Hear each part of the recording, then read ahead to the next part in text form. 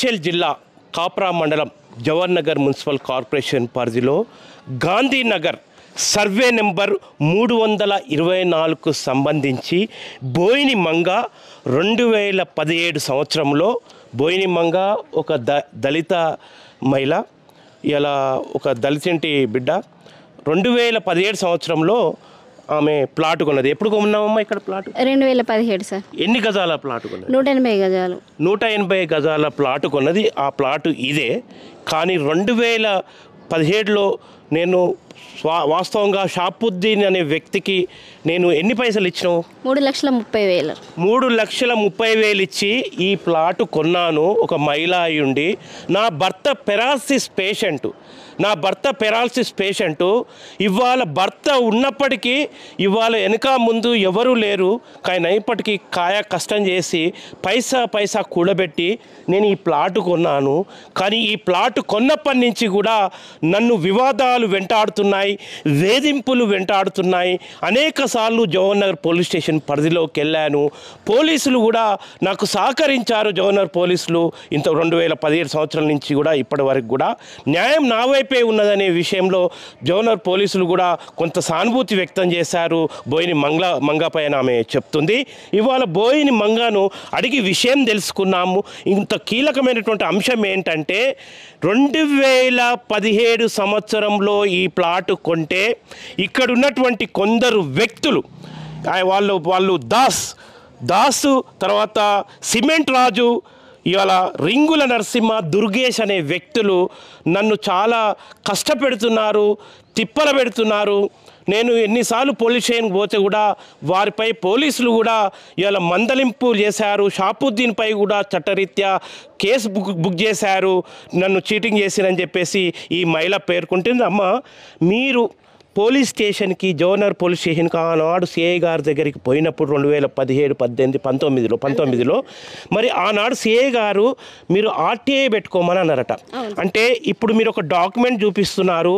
ఇది దాస్ అనే వ్యక్తి షాపుద్దీన్ దగ్గర 2013లో కొన్నట్టు ఈ డాక్యుమెంట్ ఉంది. ఇవాళ తర్వాత అదే దాసు ఇవాళ సిమెంట్ రాజుకు అమ్మినట్లు మరొక డాక్యుమెంటు ఇక్కడ 2016 డాక్యుమెంట్ ఇక్కడ ఉన్నది. అయితే ఫస్ట్ షాపుద్దీన్ దగ్గర దాసు 2013లో ఇవాళ 1,50,000కు ఈ ప్లాట్ కొన్నట్టు ఈ దస్తూరి ఉన్నది మనకు ఇక్కడ ఈ కాగితాల్లో కనిపిస్తున్నది. తర్వాత అదే దాసు సిమెంట్ రాజుకి 2016లో 1,20,000కు అమ్మినట్టు ఈ డాక్యుమెంటు సృష్టించారని చెప్పేసి సదరు బాధిత మహిళ పేర్కొంటుంది. అయితే ఇక్కడ ఒక తిరకాస్తు వచ్చింది. సిఐ గారి దగ్గర ఈమెనేమో 2017లో కొన్నది ఈ దళిత మహిళ, ఇలా 2010లో కొన్నది.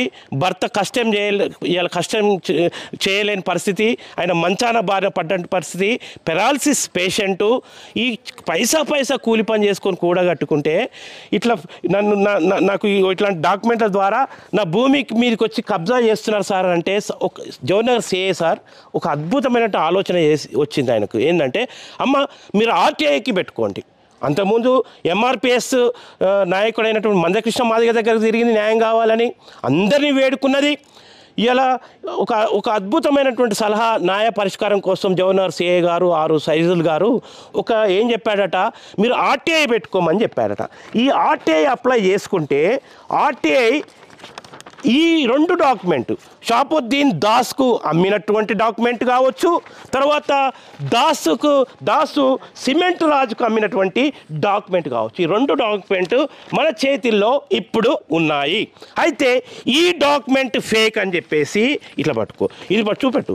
ఈ డాక్యుమెంట్ ఫేక్ అని చెప్పేసి ఇవాళ రిజిస్ట్రేషన్ అండ్ స్టాంప్స్ డిపార్ట్మెంట్ వాళ్ళు from DV Prasad public information office ఇలా డిస్ట్రిక్ట్ రిజిస్టర్ ఎఫ్ఎస్సి హైదరాబాద్ అని చెప్పేసి 2 Boini Manga house number 37-90/30/35/1 plot number 86 అని చెప్పేసి ఈమె పేరు మీద పంపిరు వాళ్ళు అడ్రస్లో. ఏమని పోస్ట్ చేశారంటే, it is to inform the sale register of stamp vendor Shri Kiran Kumar SVL number 18/28/200 for the year 2013 is not available in this office అని చెప్పేసి ఇవాళ this information furnished under RTI act 2005 అని చెప్పేసి public information officer district registrar Hyderabad వాళ్ళు ఇచ్చారు. అంటే వీటికి చట్టబద్ధత లేదు. తర్వాత మా దగ్గర ఈ డాక్యుమెంట్కి సంబంధించినటువంటి ఇన్ఫర్మేషను అవైలబుల్ లేదంటే అందుబాటులో లేదు అంటే ఇది చట్టబద్ధం కాదు అని ఆర్టీఐ ద్వారా తెలిసిందని సదరు మహిళ మనతో పేర్కొంటారు. అంటే ఆర్టీఐ వచ్చిన తర్వాత మీకు ఏమనిపించిందమ్మా? ఆర్టీఐ రిపోర్ట్ క్లియర్గా ఈ డాక్యుమెంట్ అంటే రింగుల మన ఎవరైతే ఈయన ఉన్నాడో షాపుద్దీన్ దాస్కి అమ్మాడు, దాసు ఈ సిమెంట్ రాజుకి అమ్మాడు, ఈ డాక్యుమెంటు చకము ఇవి అవైలబుల్ లేవని మీకు వచ్చింది కదా తీర్పు. మరి దీనిపై మరి మీరు వచ్చినప్పుడు మళ్ళీ మీరు పోలీసులకు ఫిర్యాదు చేశారా? చేశాం సార్. అంటే ఇది సార్కి ఆల్రెడీ చూపించాము సార్, ఇట్లా వచ్చింది అని చెప్పిన తర్వాత వీళ్ళు ఎవరు అక్కడికి రానని చెప్పారు కదా.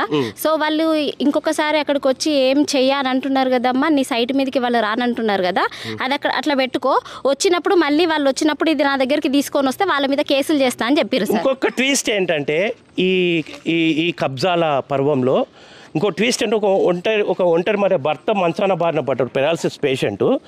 ఇక్కడ దాస్కు షాపుద్దీన్ అమ్మినప్పుడు కానీ దాసు మళ్ళీ సిమెంట్ రాజుకు అమ్మినప్పుడు కానీ సంతకాలలో తేడా వచ్చిందట. అది పోలీస్ విచారణలో ఆ రోజు జవహర్నగర్ సిఐ సైజులు తేల్చేసిండు. ఏం తేల్చిండు అంటే పాన్ కార్డులో వీళ్ళందరినీ పిలిపించి పాన్ కార్డు నీ అన్ని షాపుద్దీన్ అని చెప్పి లేకపోతే కఠిన చర్యలు తీసుకుంటామంటే షాపుద్దీన్ పోయి పాన్ కార్డుతో సహా అన్నీ చేస్తే ఈ మహిళకు నీ డాక్యుమెంట్ ఏదమ్మా, ఈ మహిళకు బోయిని ఈ దళిత మహిళ డాక్యుమెంట్లో షాపుద్దీన్ పోయి సంతకం చేశాడు కదా, ఈ సంతకము అక్కడ ఉన్నటువంటి ఎందులో పాన్ కార్డ్ సార్, పాన్ కార్డులో ఇది మ్యాచ్ అయింది. అంటే షాపుద్దీన్ దాస్కి అమ్మినటువంటి దాంట్లో కానీ దాసు సిమెంట్ రాజుకు అమ్మినటువంటి దాంట్లో కానీ సంతకం మ్యాచ్ కాలేదు. అంటే వెంటనే పోలీసులు రియాక్ట్ అయ్యి మందలింపు చేసి షాపుద్దీన్ మీద కేసు రిజిస్టర్ చేస్తే ఇప్పుడు ప్రస్తుతం అది కోర్టులో వివాదంలో నడుస్తున్నది. మనం తర్వాత షాపుద్దీన్ సతీమణి దివంగత షాపుద్దీన్ సతీమణి దగ్గర పోయి కూడా వివరాలు కనుక్కుందాం జర పైలం టీవీ తరఫున. అమ్మ మరి మీరు ఇంత చీటింగ్ ఇంత జరుగుతున్నప్పుడు ఈ మీటరు ఎవరు వేశారమ్మా? మరి వాళ్ళు ఎవరైతే మేము ఈ ప్లేస్కి రాము అని ఆ రోజు సిఐ సార్ ముందు ఒప్పుకున్నారో, షాబుద్దీన్ చనిపోయిన తర్వాత ఇప్పటికి అది ఆల్రెడీ కేసు నడుస్తుంది సార్. ప్రతి నెల అటెండ్ అవుతున్నా నేను. ఇప్పుడు ఈ నెల కూడా నాకు 28కి నేను కోర్టుకు అటెండ్ కావాలి. సో వాళ్ళు ఏం చేస్తున్నారంటే ఎట్లాగో షాబుద్దీన్ లేరు, మాకు ఒక మాట చెప్పారు సిఐ గారు. ఏం చెప్పారంటే ఇక్కడికి వచ్చినప్పుడు ఇది సివిల్ కేసు కాబట్టి కోర్టులో నడుస్తుంది కాబట్టి ఆ ప్లేస్ ఎవరిది అయ్యేంత వరకు మీరు ఎవరు కూడా అక్కడికి వెళ్ళొద్దు, నువ్వు వెళ్ళొద్దు, ఆయన వెళ్ళొద్దు, వెళ్తే మాత్రం తీసుకొచ్చి లోపలేస్తామని ఆ రోజే మాకు వార్నింగ్ ఇవ్వడం జరిగింది. సిమెంట్ రాజుకు దాస్కు మీకు అందరికి ఇది కోర్టులో ఉంది కాబట్టి ఎవరు వెళ్ళొద్దు అని చెప్పారు. సో అందుకని నేను ఇక్కడికి నా జాగా నేను కొనుక్కున్న జాగా అయినా నేను రాకపోవడానికి కారణం సార్ చెప్పిన మాట. ఎట్లాగో సిఐ సార్ చెప్పిండు, అమ్మ అది కోర్టులో నడుస్తుంది కదా, అక్కడ ఎవరు ఏం చేయడానికి వీలు కాదు, చేస్తే మళ్ళీ ప్రాబ్లం అవుతుంది అని చెప్పారు. కాబట్టి నాకు ఎట్లాగో నా అన్ని జెన్యూన్గా ఉన్నాయి, నాకు న్యాయం జరుగుతుందనే హోప్తోనే నేను అటెండ్ అవ్వకుండా ఇక్కడికి రాకుండా ఉన్న దాన్ని చూసి వీళ్ళు ఏం చేసిరంటే ఎట్లాగ వస్తలేదు, షాబుద్దీన్ కూడా చనిపోయిండు, సిఐ సార్ వాళ్ళు కూడా ట్రాన్స్ఫర్ అయ్యారు, కొత్త వాళ్ళు వచ్చిర్రు, ఈ కేసు గురించి ఎవరికి ఏం తెలియదని మళ్ళీ వచ్చి మళ్ళీ పని స్టార్ట్ చేసిర్రు సార్. స్టార్ట్ చేసిన తర్వాత కూడా నేను మళ్ళీ పోయిన సార్ ఇంటికి. అవును సార్, గోడలు వాళ్ళు లేపారు, నేను కూలిపిచ్చిన. మళ్ళీ ఇది ఒక్కసారి కాదు సార్, రిపీటెడ్గా సార్ వాళ్ళు ఎప్పుడెప్పుడు ట్రాన్స్ఫర్ అయితే అప్పుడప్పుడు వీళ్ళు మధ్యలో వస్తా ఉంటారు. పోలీసులు కొత్త సిఐ సార్ ట్రాన్స్ఫర్ కాగానే మళ్ళీ కొత్త కథ మొదలు పెడతారా? వీళ్ళు వస్తారు, వాళ్ళు వచ్చి సార్ వాళ్ళు వచ్చి ఇంకోసారి వెళ్ళొద్దు, సిఐ సార్ కి వీళ్ళు కొత్తదనం చూపిస్తారు. ఇది రాంగ్ అని చెప్పడానికి అది కాస్త నువ్వు నష్టపోయిన తీరు మళ్ళీ కొత్త పోలీస్ ఆఫీసర్ తెలుసుకునేసరికి వాళ్ళు మళ్ళీ సపోర్ట్ చేయరు. వాళ్ళు వద్దు ఇది కరెక్ట్ ఉంది అని వాళ్ళు తెలిసి వార్నింగ్ ఇవ్వగానే వాళ్ళు వెళ్ళిపోతారు సార్. మళ్ళీ కొత్త వచ్చేసరికి కేసు ఏం తెలియదు కదా, మళ్ళీ సేమ్ అవే డాక్యుమెంట్లు పట్టుకొని మళ్ళీ వస్తారు. ఇది ఒక్కసారి 2 సార్లు కాదు సార్, ఇది 3-4 సార్లు ఇట్లా రిపీట్ అవుతారు. వాళ్ళు అటెండ్ అవుతారు. ఈ మీటర్ ఒక 3 రోజుల కింద వచ్చి వాళ్ళు ఫిట్ చేసిరు సార్. మరి రాజు అని పేరు ఉంది, సిమెంట్ రాజా? అవును సార్, అవును. మీటర్ తెచ్చేసుకున్నాడు. ఇప్పుడు ఆయననే ఈ స్థలం పైన ఈ వివాదం ఉన్న కాడ ఎవరు రావద్దు అని అన్నప్పుడు మరి వచ్చి ఇట్లా మీటర్ ఫిట్ చేయడం తప్పు కాదా? నేను నా సొంతదైనా కానీ నేను రాలేకపోయినా ఇక్కడికి. సార్ చెప్పిన మాట ప్రకారం కోర్టులో నడుస్తుందని చెప్పి రాలేకపోయినా. అసలు సంబంధం లేని మనిషి. సరే అమ్మా, ఇప్పుడు మీటర్ ఫిట్ చేసినాక మీరు ఫిర్యాదు చేశారా జవహర్నగర్ పిఎస్లో? చూపెట్టండి ఒకసారి. జవహర్నగర్ పిఎస్లో మీరు ఫిర్యాదు చేశారు కదా, అంటే ఇక్కడ మీటర్ ఇప్పుడు పోలీసు సర్కిల్ ఇన్స్పెక్టర్ గారు వచ్చి అనేకసార్లు హెచ్చరించి మీరు పోకండి, తష్వా అయ్యే వరకు మీరు పోకండి అని చెప్తే కూడా మీటరు సిమెంట్ రాజు ఒక దళిత మహిళకు అన్యాయానికి గురి చేసేటట్టు ఆమె ఆవేదన వ్యక్తం చేస్తుంది, నాకు అన్యాయం చేస్తున్నారు వీళ్ళని వచ్చి ఏకపక్షంగా మీటర్ బిగించిండు ఆయన పేరు మీద. దీంతో ఈ మహిళ ఎప్పుడు 12వ తారీఖు 7వ నెల అంటే మొన్న పోలీస్ స్టేషన్ జవహర్నగర్ సిఐ గారికి ఇగో ఈ విషయం మీద నేను పోయిన మంగా ఇలా నాకు అక్రమంగా ఇట్లా మీటర్ ఫిట్ చేసిండ్రు, మీ పోలీసు వాళ్ళు చెప్పినట్టు ప్రతి సిఐ వచ్చిన ప్రతి సర్కిల్ ఇన్స్పెక్టర్ గారు నాపై సానుభూతి వ్యక్తం చేశారు, నాకు న్యాయం చేస్తాను హామీ ఇచ్చారు, కానీ ఎప్పుడు కొత్త సిఐ వచ్చే వరకు కొత్త కథ అల్లి ఈ రకంగా చేస్తున్నారు, నన్ను మోసం చేస్తున్నారు అని చెప్పేసి మంగా ఆవేదన వ్యక్తం చేస్తుంది. ఇలా ఆర్టీఐ యాక్ట్ ఎవరైతే షాపుద్దీన్ మీద ఒక ఎఫ్ఐఆర్ బుక్ అయింది, ఆ కేసు దివంగతుడయ్యాడు, షాపుద్దీన్ చనిపోయాడు, ఇలా భార్య ఉన్నది, కానీ ఆ కేసు ఇప్పటికీ కోర్టులో నడుస్తున్నది.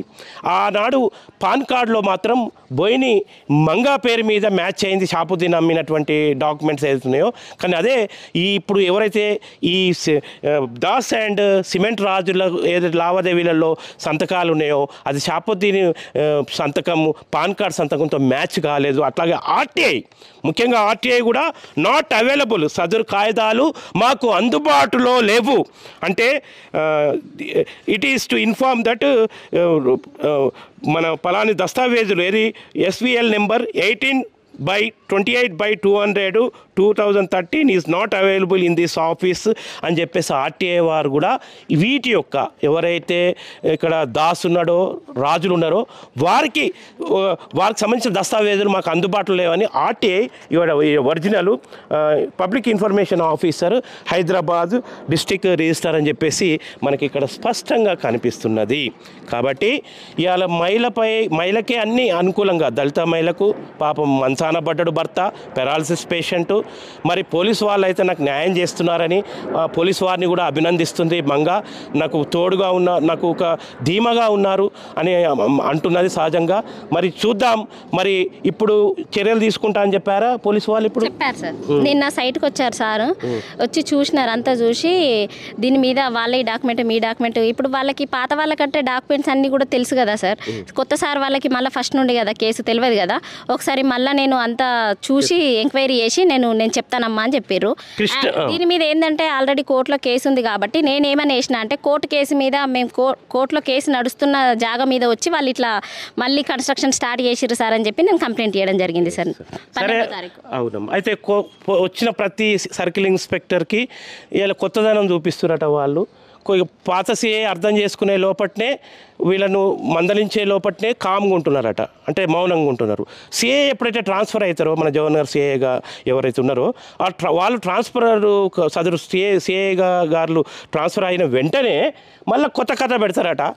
కేసు ఎవరైతే చూస్తారో ఎస్ఐ గారు కానీ సిఐ గారు కానీ ఈ కేసు తెలిసిన సార్ వాళ్ళు ట్రాన్స్ఫర్ అయితే చాలు సరిగా వాళ్ళు వస్తారు. అది కొత్తదనం, నిత్యం కొత్తదనం అన్నట్టుగా ఇది పరిస్థితి అండి. ఇట్లా ఒకవైపు పోలీసు వాళ్ళు, జవహర్నగర్ పిఎస్ వాళ్ళు, సర్కిల్ ఇన్స్పెక్టర్ గారు, ఎస్ఐలు గతంలో అనేకసార్లు చెప్పినప్పటికీ రాజు అనే సిమెంట్ రాజు పేరు కావచ్చు, రాజు అని ఉన్నది. ఈ ఇంట్లో ఎవరు లేరు. ఇప్పుడు ఎంఆర్ఓ గారు, కాప్రా ఎంఆర్ఓ గారు కూడా గతంలో కూల్చివేశారు. మరి ఇక్కడ మీటర్ పెట్టిండు. సదరు దళిత మహిళ తీవ్రమైనటువంటి ఆవేదన వ్యక్తం చేస్తున్నది. ఎంఆర్పిఎస్ వ్యవస్థాపకులైన మందకృష్ణ మాదిగ వద్దకు కూడా తిరిగింది. మాదిగ దళిత మహిళ, నాకు అన్యాయం చేస్తున్నారు వీళ్ళు, నాకు న్యాయం చేయండి అని ఇవాళ వేడుకుంటుంది. చూద్దాం, మనం షాపుద్దీన్ భార్య దగ్గరికి వెళ్దాం, దివంగత షాపుద్దీన్ భార్య దగ్గరికి. మరి ఆమె ఏమి చెప్పనున్నారో వేచి చూద్దాం. దివంగత షాపుద్దీన్ సతీమణి అబీబా అమ్మ వచ్చింది. అమ్మ, మీరు చెప్పండి, మీ భర్త మీద ఇప్పుడు మన బోయిని మంగ ఆనాడు ఫిర్యాదు మేరకు కేసు కూడా బుక్ అయింది షాపుద్దీన్ మీద. ఆయన దివంగతుడయ్యారు. మరి ఇప్పుడు ఎవరైతే దీనికి బాధ్యత వహిస్తున్న మీరు బాధ్యులు అని అంటున్నావో ఎవరు? Dasu, cement Raju, Narasimha and ఇంకో ఆయన దుర్గేష్. మరి వీళ్ళు ఎప్పుడైనా వచ్చి మాట్లాడుకోండి అని అడుగుతున్నావా? వాళ్ళు ఎన్నిసార్లు పిలిచినప్పటికైనా కూడా రాలేదు. మాకు వాళ్ళ ముఖం కూడా చూపించలేదు. ఆయన ఉండగా కూడా మా ఇంటికి రాలేదు. ఆయన చచ్చిపోయినాక కూడా అట్లా స్పీన్గా చూసిపోదామని కూడా రాలేదు. ఇంతవరకు కూడా మొదలిద్దామని కూడా రాలేదు వాళ్ళు. మరి అటువంటి వాళ్ళకు వాళ్ళు స్వచ్ఛమైన వాళ్ళ ఏతులుంటే వాళ్ళకి ఏం తప్పు? వాళ్ళు ఎందుకు రాలేదు? ఎందుకు మాట్లాడలేదు? వాళ్ళ జాగాలు ఇప్పుడు ఆయన చచ్చిపోయినాక జాగా మాదని అంటే అది ఎట్లా నడుతుంది? గట్లా అంటే మీరు ఎన్నిసార్లు పిలిచి వచ్చి పరిష్కారం చేసుకోండి, ఈ వివాదానికి తెరదించుదామని అన్నిసార్లు అడిగినరా? చెప్పిండ్రు. పెద్ద మనిషి సిమెంట్ రాజుకు వాళ్ళకు ఫోన్లు చేసి కూడా పిలిచాడు. వాళ్ళకి ఇట్లా దండం కూడా పెట్టిండు. ఈయనే అదే టార్చర్ తేటి ఆయన చచ్చిపోయాడు. జైలు అయింది, వారెంట్ వచ్చింది. వారెంట్ వస్తే అప్పటికప్పుడు అయ్యో అని వణుకుంటూ పోయి అక్కడ ఆ కోర్టు కాడికి పోయి 70,000 రూపాయలు పోసి బేలు కొనుక్కొని ఇంటికి వచ్చాడు. ఇడిపించుకొని వచ్చాడు అని ఎన్నిసార్లు పిలిచినా ఇప్పుడు ఈ సిమెంట్ రాజు రాడు, దాసు రాడు. సత్యవంతులేనా ఎందుకు రాలేదు? వాళ్ళు సత్యవంతులేనా వాళ్ళు ఎందుకు రాలేదు? ఆయన ఉన్నంత సేపు దాగుడు మూతలు తేటి ఎందుకు ఉన్నారు? ఇప్పుడు చచ్చిపోయినాక మాది అని వాళ్ళు ఎట్లా అంటారు? అది షాపుద్దీన్ బతుకున్నప్పుడేమో రాలే, చచ్చిపోయినాక కూడా రాలే, కానీ ప్లాట్ మాత్రం మాది అని అంటారు. ఆ ప్లాట్ల కాంట్లోకి వచ్చినా కూడా మాకు తెలియదు. ఇప్పుడు మీరు అనేదాకా కూడా అందులో చెప్పేదాకా కూడా నాకు తెలియదు. ఇది షాపుద్దీన్ సతీమణి మన హబీబా అమ్మగారు ఏమంటున్నారంటే, నా భర్త ఉండంగా కూడా కేసు అయింది, కేసుల పాలైతే ఇడిపించుకొని వచ్చాను షాపుద్దీన్ని. చనిపోయేటప్పుడు కూడా ప్రాణాపాయ స్థితిలో ఉన్నప్పుడు కానీ చనిపోయినాక కానీ ఇలా ఇప్పుడు కూడా కానీ కనీసం వచ్చి ఎవరైతే దాసు, మన సిమెంట్ రాజు వీళ్ళందరూ కూడా ఇప్పటికీ దుర్గేష్ వచ్చి కనీసం సమస్య పరిష్కారం కోసం కూడా కలుస్తలేరు అని చెప్పేసి మన హబీబమ్మ అంటుంది. మరి తక్షణం ఇప్పటికి పోలీస్ స్టేషన్లో మళ్ళీ 3వ ఫిర్యాదు కూడా పోయినట్టు ఇవాళ తెలుస్తుంది మనకు. బాధిత మహిళ పేర్కొంటుంది. మరి తొందరగా ఈ సమస్యను ఒక చట్ట పరిధిలో పరిష్కారం చేసుకోవాల్సినటువంటి అవసరం ఎంతైనా ఉన్నది. బాధిత మహిళకు భర్త మంచాన పడ్డాడు. ఇలా బోయిని మంగ ఒక భర్త మంచాన పడ్డాడు. బాధిత మహిళకు కూడా ఏదో ఒక విధంగా తక్షణ న్యాయం చేయాలని వాళ్ళు కూడా కోరుతున్నారు. గాంధీనగర్ బస్తీ పెద్ద మనిషి యాదగిరి గారిని అడుగుదాం. చెప్పండి, ఇప్పుడు సర్వే నెంబరు గాంధీనగర్లో 324 సర్వే నెంబరు 180 గజాల భూమిని ఆనాడు షాపుద్దీను బోయిని మంగకు ఒక దళిత మహిళకు అమ్మిండు. ఇది వాస్తవమేనా? మరి ఏంది ఈ వివాదం? కరెక్టే సార్, వాస్తవం. అమ్మాయి ఇప్పుడు ఏదో ఆ రోజుల్లో ఎవరో ఆమెకు సలహా ఇచ్చిండ్రు, తీసుకొచ్చింది, ఆయన అమ్మిండు, ఈమె కొనుక్కున్నది. తర్వాత మాకు తెలిసి మేము దాంట్లో కొన్ని వివాదాలు వస్తుంటే మేము అప్పుడు కూడా అడిగితే షాబాద్దీన్ చెప్పిండు, సరే అయ్యా అమ్మినా మరిగా తీసుకున్నది. కానీ ఇక మళ్ళీ ఇంకా కొందరు అడ్డం దొరుకుతున్నారు నాకు, ఇది అది అంటే అవన్నీ మాట్లాడితే మరిగా ఆ మూమెంట్లో కొన్ని లేనిపోని సమస్యలు వస్తూ ఉంటే ఒక రాజు ఇంకొక ఆయన ఎవరో వస్తూ ఉంటే దాంట్లో ఆ అమ్మాయి పాపం కష్టపడి ఎవరెవరో సలహాలు తీసుకొని పోలీస్ స్టేషన్కి పోయి కేసు కూడా వేసింది. ఆ కేసు ఇప్పుడు నడుస్తూనే ఉంది. ఆ కేసు నడుస్తుంటే కూడా ఇప్పుడు వాళ్ళు ఆ ముసలాయన సావంగానే ఎవరు షాబాద్దీన్ సావంగానే వీళ్ళు ఆయన ఉన్నప్పుడు వాళ్ళు వెళ్ళి చేసిన వాళ్ళు కాదు, ఏం చేసిన వాళ్ళు కాదు, సావంగానే ఇప్పుడు ఇప్పుడు మాకు అడ్డు లేదు, అదుపు లేదు కదా అన్నట్టు వచ్చి ఆ అమ్మాయిని బెదిరించి వాళ్ళు కబ్జా చేయడానికి ఇప్పుడు ప్రయత్నిస్తుండ్రు. ఇది ఇది కరెక్ట్ కాదు. ఇది అమ్మాయికి చెందవలసిందే. అది అమ్మాయి కష్టపడి చెందవలసిందే. భర్త మంచాన పడ్డాడు. అది ఏమన్నా కానీ ఆ అమ్మాయి కష్టపడి సంపాదించుకున్నది. ఇప్పుడు మా బస్తికంతా తెలుసు, ఆమె తిరుగుతూనే ఉన్నది, కోర్టు కేసులలో తిరుగుతుంది, ఇక్కడ తిరుగుతుంది, మాకు అందరికి తెలుసు. ఆ అమ్మాయిని బెదిరించి ఆమెను పంపించి కబ్జా చేసుకుందాం అన్నట్టు ఇప్పుడు కొంతమంది వ్యక్తులు ప్లాన్ వేసిండ్రు. అది మొత్తం కరెక్ట్ కాదు. మొత్తం మీద మా భర్త మంచాన పడ్డాడు, బోయిన మంగ భర్త మంచాన పడ్డాడు, పెరాలసిస్ పేషెంట్, బస్తీ అంతా కూడా అండగా నిలబడ్డటువంటి పరిస్థితి. బోయిని మంగ ఇవాళ కాయ కష్టం చేసి ఇండ్లల్లో పనిచేసి ఆయనన్న పనిచేసి భర్త చికిత్స కోసం తన కూలీ డబ్బులు వెచ్చిస్తూ తన పిల్లల భవిష్యత్తు కోసం తన కోసం గూడు ఏర్పాటు చేసుకుంటే ఈ రకంగా తిప్పల పెడుతున్నారు, సకల గోస పెడుతున్నారు. నన్ను గోస పెట్టొద్దు అని మంగ తరఫున మంగను గోస పెట్టొద్దు అని చెప్పేసి ఇక్కడ బస్తీ పెద్ద మనుషులు కూడా పేర్కొంటున్నటువంటి పరిస్థితి. జరపైలం టీవీ, సూదగాని వెంకటేష్.